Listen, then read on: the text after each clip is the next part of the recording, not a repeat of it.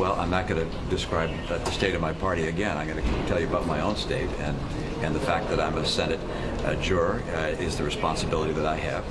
And there are things that I'd like to get evidence on that we haven't seen. I mean, John Bolton, for instance, may be able to tell us precisely when the decision was made not to provide the aid on an immediate basis to Ukraine, and what the president's reasoning was at that point.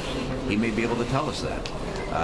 In addition, was there ever a time when the president himself communicated to Ukraine or to someone in the administration to tell Ukraine that the aid was being held up in order to encourage them to investigate the Bidens? I mean, these are questions that we've seen no evidence on at this stage, and I'd like to get that answer. Do you have any questions about John Bolton's credibility? President Trump has raised those questions on Twitter. I think any witness would be evaluated in terms of their credibility, but I have a great deal of confidence in John Bolton. I've known him for some period of time. He's a brilliant individual that I believe is a very strong and able person, and obviously he was selected to be part of the administration, and that bodes well for him as well.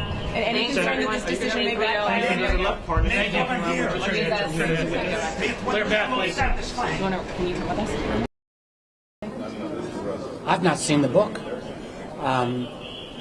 It's hard for me to imagine that the White House is going to be successful at stopping this book, a book that's supposed to be in the hands of the American public by the middle of March. I mean, think how stupid the whole Senate's going to look if this book has critical pieces of information that don't get exposed now, and suddenly in the middle of March Americans say, well, these were relevant facts. Why didn't the Senate consider it?